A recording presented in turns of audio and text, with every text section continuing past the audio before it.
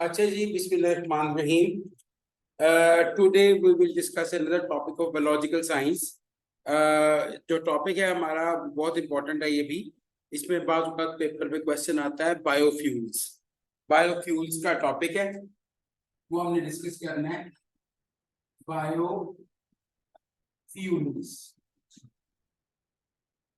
अच्छा, ये याद रखिए, फ्यूल वो चीज होती है जो एनर्जी प्रोवाइड करती है। ठीक है, तो बायोफ्यूल्स ऐसे फ्यूल्स होते हैं, ऐसे एनर्जी सोर्सेज होते हैं जो यहाँ तो किसी लिविंग थिंग्स के बेस से प्रोड्यूस किए जाते हैं या उनकी डेड बॉडीज के जरिए से प्रोड्यूस किए जाते हैं। ठीक है, आप इनकी डेफिनेशंस लिख लें। Biofuels are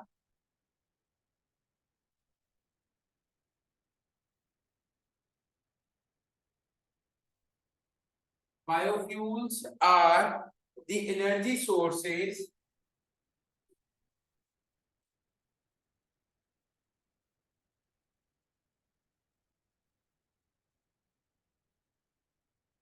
Biofuels are the energy sources obtained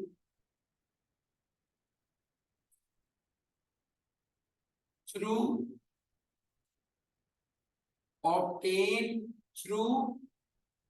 waste of यानी obtained through living things.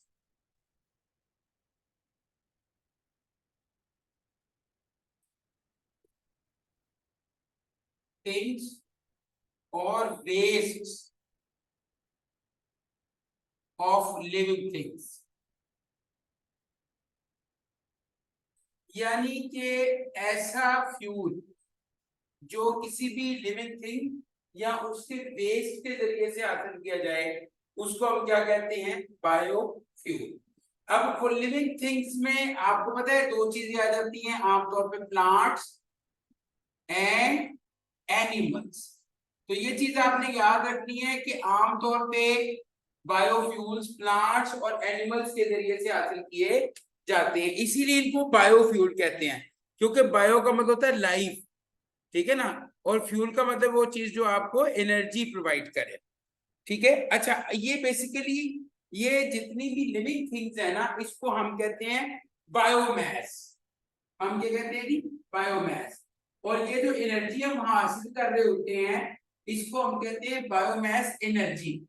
यानी जो एनर्जी हम हासिल करेंगे, the energy which is obtained through biomass is called biomass energy, right? This energy is basically obtained through plants और animals. ठीक है, ये याद रखें, दो तरह से बायोमास एनर्जी ली जा सकती है, बाय डायरेक्टली बर्निंग इट। अच्छा, अब जरा गौर करें, जैसे लकड़ी है, इसको मैं जला के एनर्जी हासिल कर सकता हूँ, यानी by directly burning it I am getting energy. So ये होता है कि बायोमास से मैंने डायरेक्टली एनर्जी हासिल की। दूसरा तरीका ये है कि बायोमास को मैं बायोफ्यूल में कन्वर्ट कर लूं, बाय कन्वर्टिंग इट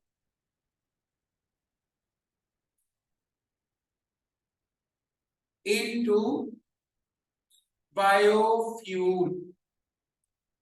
तो याद रखें, या तो उसको डायरेक्टली बर्न करके मैं एनर्जी हासिल कर सकता हूँ, या उसको बायोफ्यूल में कन्वर्ट करके। और बायोफ्यूल में कन्वर्ट करके एनर्जी हासिल करना इज मोर बेटर। ये ज्यादा बेहतर तरीका है कि हम बायोफ्यूल से हासिल करें, बजाय इसके कि हम उसको डायरेक्टली बर्न करें। इसके लिए हम मुख्तलिफ तरीके इस्तेमाल करते हैं, जैसे हम फर्मेंटेशन कर सकते हैं,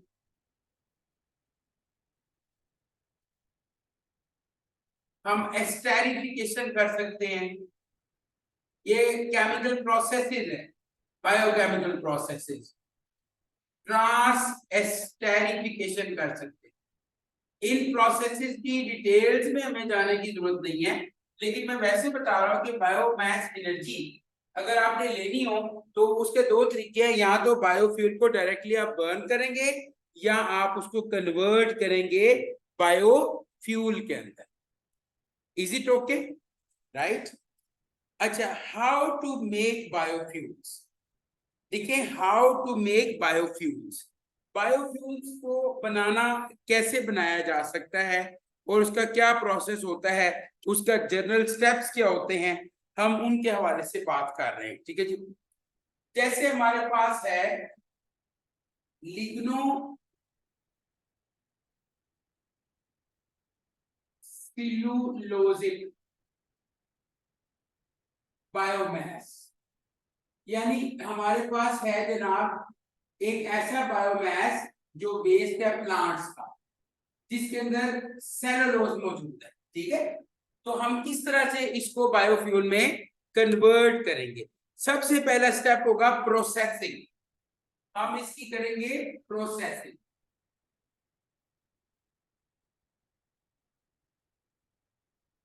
अच्छा बच्चों, प्रोसेसिंग हो सकती है ड्राई करने से, इसमें हो सकता है हम इसको ड्राई करें। ठीक है, dry, washing,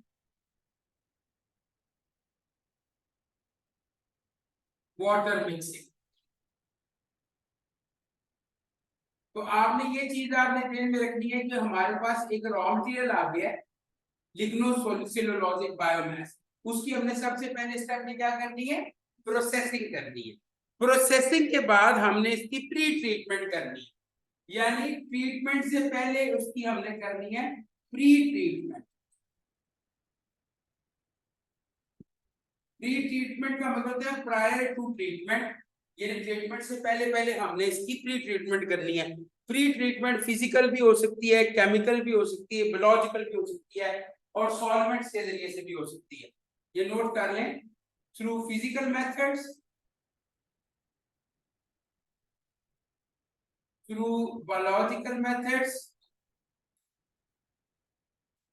through chemical methods,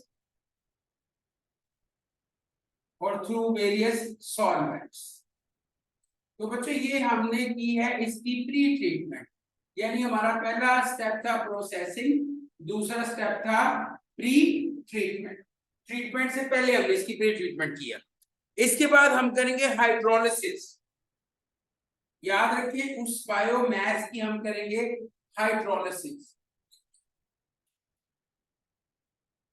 hydrolysis का मतलब होता है वाटर की प्रेजेंस में ब्रेक करना, वाटर की प्रेजेंस में ब्रेक करना, हाइड्रोलिसिस तीसरा स्टेप होगा।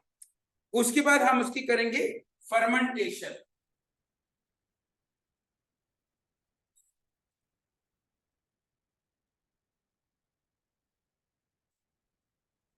फर्मेंटेशन भी कर सकते हैं, या इन तीनों प्रोसेसेस में से कोई एक प्रोसेस जो है वो कर सकते हैं, यानी ये हमारे पास आ गया स्टेप नंबर 4। अच्छा बच्चों, ये फर्मेंटेशन क्या होती है? ये एक बायोकेमिकल प्रोसेस है जिसके जरिए से बैक्टीरिया या फंजाई के जरिए से उसमें जो एंजाइम्स होते हैं, हम बड़े मॉलिक्यूल्स को स्मॉलर मॉलिक्यूल्स में ब्रेक डाउन करते हैं। It's a biochemical process in which larger molecules are broken down into smaller molecules in the presence of enzymes secreted by yeast or bacteria. It's a biochemical process in which larger molecules are broken down into smaller molecules in the presence of enzymes secreted by yeast or bacteria. Clear होगी बात आपको? तो ये एक biochemical process होगा, fermentation हम करेंगे। उसके बाद बच्चों हम करेंगे इसकी प्रोडक्ट रिकवरी। ये हमारे पास चौथा स्टेप आ गया। इसके बाद हम करेंगे प्रोडक्ट रिकवरी।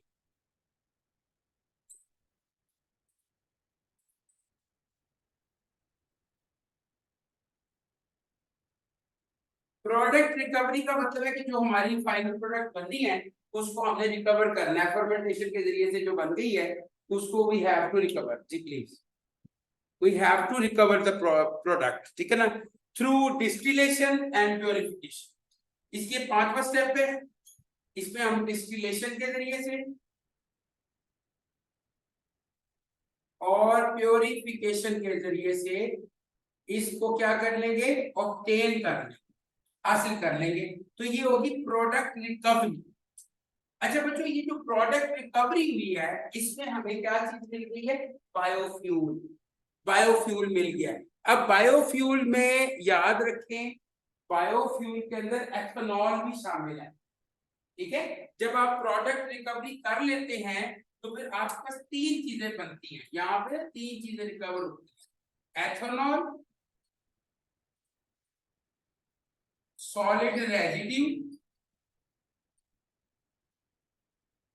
एथेनॉल रिकवर हो गई, सॉलिड रेजिड्यू रिकवर हो गया, और waste water recover.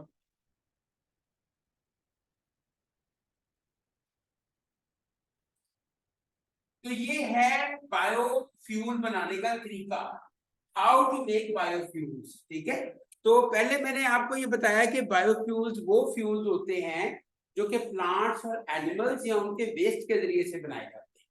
Biofuels are those fuels which are obtained through plants, animals और देयर वेस्ट मटेरियल्स। और फिर मैंने बताया कि बायोमास, ये जो पौधे जानवर होते हैं इनको बायोमास कहा जाता है। बायोमास से जो एनर्जी दी जाती है उसको बायोमास एनर्जी कहा जाता है। और बायोमास एनर्जी को दो तरीकों से हम हासिल कर सकते हैं, या तो डायरेक्टली बायोमास को बर्न करके, या हम उसको बायोफ्यूल में कन्वर्ट करके। और कन्वर्ट करने का तरीका क्या है, ये तीन केमिकल प्रोसेसेस हैं। फिर मैंने आपको उसके स्टेप्स बताए कि मिसाल के तौर पे अगर मेरे पास सेलुलोज हो तो उसकी पहले मैं प्रोसेसिंग करूंगा, उसको ड्राई करूंगा, उसको वॉश करूंगा, उसमें वाटर मिक्स करूंगा, फिर मैं उसकी प्री ट्रीटमेंट करूंगा, यानी उसकी फिजिकल, बायोलॉजिकल, केमिकल सॉल्वेंट्स के जरिए ट्रीटमेंट होगी। फिर मैं उसकी हाइड्रोलिसिस करूंगा, वाटर की प्रेजेंस में मैं उसको ब्रेक डाउन करूंगा, फिर मैं उसकी फर्मेंटेशन करूंगा, और उसके बाद मुझे फाइनल प्रोडक्ट मिल जाएगी, और प्रोडक्ट रिकवर करूंगा। और ये तीन चीजें बनेगी, इसमें एथेनॉल जो है वो बायोफ्यूल है। ठीक है, बाकी वेस्ट है। तो ये चीज है कि आप ध्यान में रखिएगा कि बायोफ्यूल बहुत ही ज्यादा एफिशिएंट फ्यूल्स होते हैं जो कि हम आमतौर पे इस्तेमाल कर सकते हैं। ये हम क्यों यूज करते हैं ये मैं अभी बाद में बताता हूँ, पहले मैं इनकी टाइप्स के बारे में बता देता हूँ।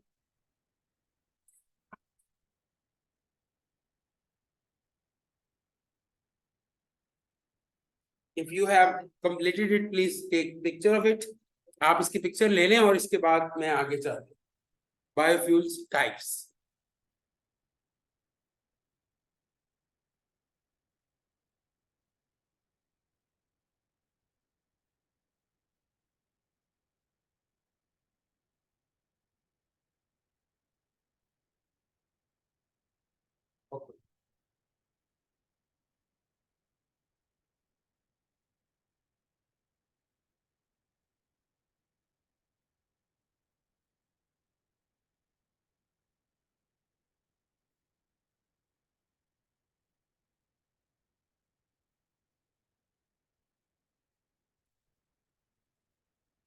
Types of biofuels, types of biofuels.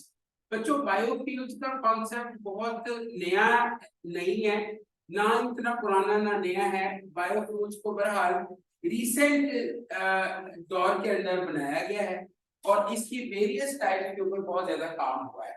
इसकी ना चार मुख्तलिफ जनरेशन होती है, ध्यान रखिएगा। एक होते हैं जी फर्स्ट जनरेशन बायोफ्यूल्स। अच्छा, this classification is based upon the types of material from which they are obtained. यानी this classification of biofuels is based upon the types of material from which they are obtained. जिस तरह का biomass आप use करेंगे उसके accordingly आप biofuel के type को देखें। मिसाल के तौर पे याद रखिएगा, शुगर के जरिए से, एनिमल फैट के जरिए से, स्टार्च के जरिए से, या ऑयल्स के जरिए से, जितने भी फ्यूल्स बायोफ्यूल्स हम हासिल करते हैं उनको फर्स्ट जनरेशन बायोफ्यूल्स कहते हैं। यानी first generation biofuels are those fuels which are obtained from sugars, animal fats, starch and various oils. That's it. You can obtain ethanol, biodiesel, biogas, etc. Biofuel से मुराद कोई भी एग्जांपल ले सकते हैं, जैसे एथेनॉल हमने बनाया अभी, बायोडीजल हो गया, बायोगैस हो गई, ये सारे अगर इन 4-5 चीजों से आप ले रहे हैं तो उसको कौन सा बायोफ्यूल आप बोलेंगे? ये कौन सा बायोफ्यूल है? ये फर्स्ट जनरेशन बायोफ्यूल है, ठीक है। अच्छा, इसके बाद आ जाते हैं सेकंड जनरेशन बायोफ्यूल।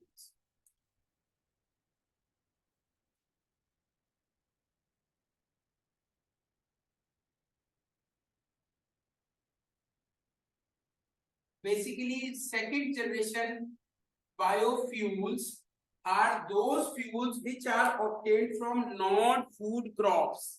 ये हासिल किए जाते हैं, याद रखिएगा, नॉन फूड क्रॉप से। नॉन फूड क्रॉप्स यानी ऐसी क्रॉप्स जो फूड के लिए इस्तेमाल नहीं होती, एक, ठीक है। दूसरा, ये एग्रीकल्चरल वेस्ट के जरिए से,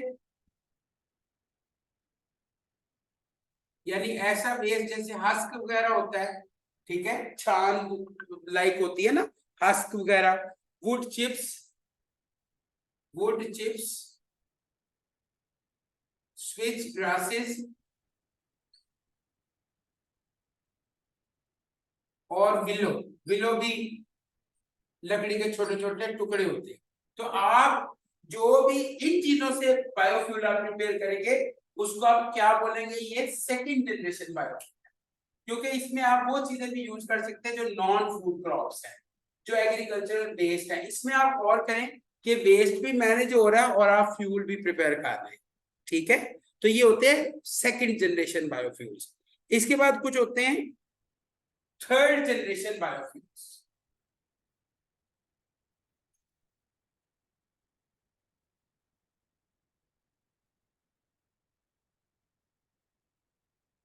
अच्छा बच्चों, third generation biofuels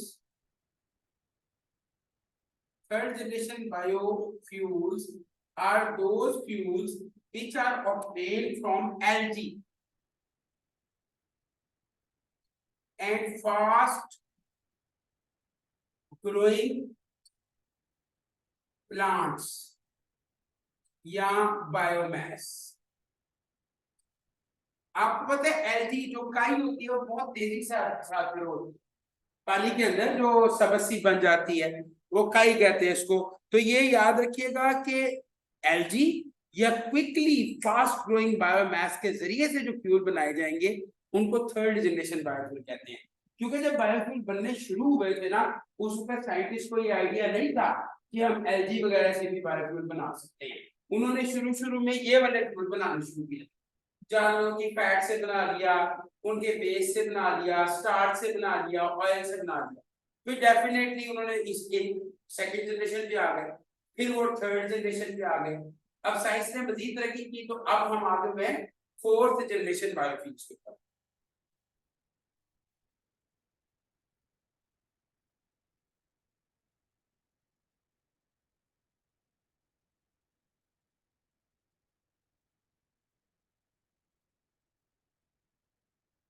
fourth generation biofuels, fourth generation biofuels ऐसे पौधों के जरिए से बनाए जाते हैं जो जेनेटिकली इंजीनियर्ड प्लांट्स होते हैं।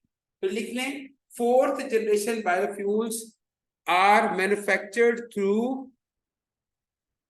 genetically engineered plants, genetically engineered plants। याद रखिए, जितने भी जेनेटिकली इंजीनियर्ड प्लांट्स होते हैं जिनको जेनेटिक इंजीनियर्स के इंजीनियरिंग के जरिए से मॉडिफाई हमने किया होता है, उनके जरिए से ये फूड प्रिपेयर किए जाते हैं जी।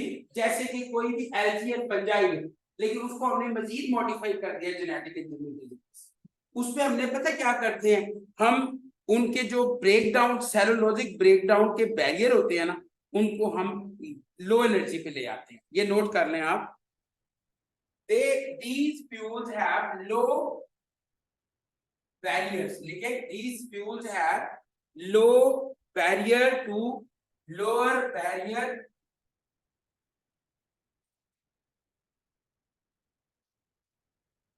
to cellulosic breakdown। क्योंकि सेलुलोज ब्रेकडाउन होगा तो एनर्जी निकलेगी ना, तो इनके बैरियर लो, यानी जल्दी एनर्जी दे देते हैं, ज्यादा एनर्जी आपको लगानी नहीं पड़ती एनर्जी प्रोड्यूस करने के लिए। तो ये लो एनर्जी पे आपको एनर्जी दे रहे हैं, एक तो ये फायदा है।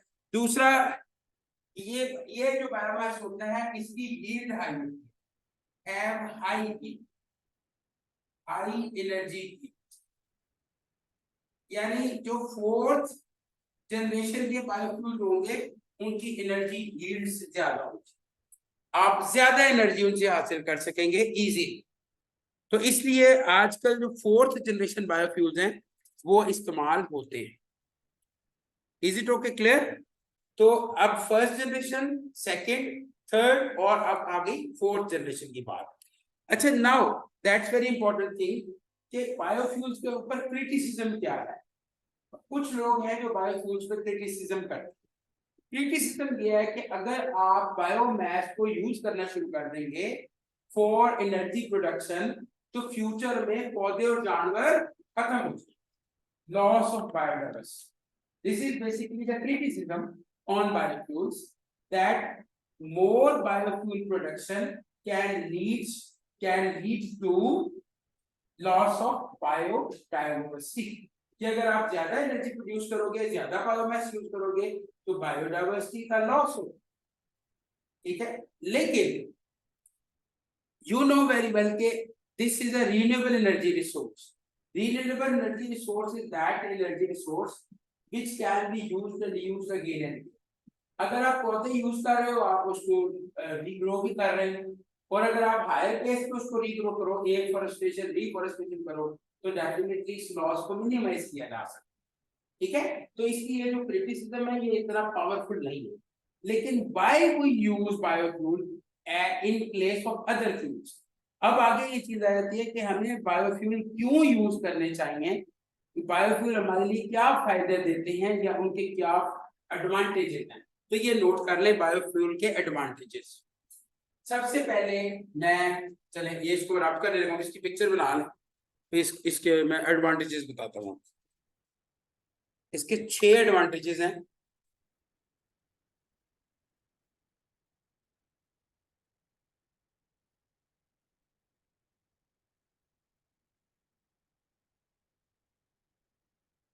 So why we prefer biofuels? Why we prefer biofuels? हम बायोफ्यूल को प्रेफर क्यों करते हैं? तो उसमें सबसे पहली बात, क्यों बायोफ्यूल्स इस्तेमाल करने चाहिए। तो बच्चों इनकी 6 मतलब इसके एडवांटेजेस हैं। सबसे पहला तो ये है कि these are inexpensive. Biofuels are inexpensive, which means they are cheap in price. So definitely fuels are cheap in price, they are preferable. Secondly, raw material is easily available.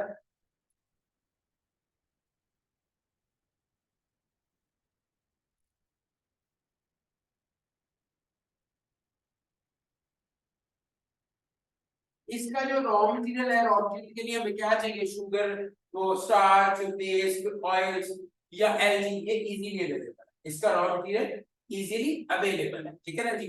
अच्छा, इसके बाद है easy to manufacture. Easy to manufacture. It means that you can manufacture biofuels easily. There is no complex process in it. As I told you that there are 3 to 4 steps. Simply आप उसको dry करें, wash करें, फिर उसकी pre treatment करें, फिर hydrolysis करें, treatment करें, बायोफ्यूल मिल गया आप, दैट्स इट, ठीक है। तो ये इजी टू मैन्युफैक्चर है, इजी टू मैन्युफैक्चर। देन इसका एक बहुत बड़ा फायदा ये है कि बायोफ्यूल्स आर नॉन पोल्यूटिंग और less polluting. They are either non-polluting or less polluting. या तो ये पोल्यूशन नहीं पैदा करते और अगर करे तो बहुत थोड़ी पोल्यूशन देते हैं, यानी ये मेजर सोर्स ऑफ पोल्यूशन नहीं। इसके अलावा ये है these are ever available source of energy. ये वो सोर्स है एनर्जी का जो हमेशा अवेलेबल है, ऐसा नहीं है कि कभी ये अवेलेबल नहीं। और last but not least is that biofuels are renewable और रिसाइक्लेबल। तो बायोफ्यूल्स जो है वो रिन्यूएबल एनर्जी रिसोर्सेज है और रिसाइक्लेबल भी है, यानी कभी भी रिप्लेनिश नहीं होंगे, डिमिनिश नहीं होंगे, ठीक है। तो ये चीज कभी भी डिमिनिश नहीं होंगे, कभी खत्म नहीं होंगे, ये चीज आप एनर्जी का हमेशा रहेंगे। जब तक अर्थ है, ये जमीन है, लाइफ है, ये फ्यूल अवेलेबल और रिन्यूएबल है। तो दैट्स इट, इसलिए हमें बायोफ्यूल्स को प्रेफरेंस देनी चाहिए, ठीक है। So this is about biofuels, ये हमने बायोफ्यूल्स के बारे से पढ़ा है। इसको 2-4 मिनट जरा देख लें, फिर हम हमारा बायोलॉजिकल साइंस जो है का पोर्शन जो है वो ऑलमोस्ट जो है वो कंप्लीट हो गया है। लेकिन एक छोटा सा मैं सिस्टम है जो आपसे अभी डिस्कस करूंगा इसके साथ ही, वो भी मैं करता हूँ। रेस्पिरेटरी सिस्टम, ठीक है, ब्रीदिंग और रेस्पिरेशन में क्या फर्क होता है, ह्यूमन बॉडी का रेस्पिरेटरी सिस्टम जो है वो कैसा होता है, इसके ऊपर हम बात करेंगे अभी।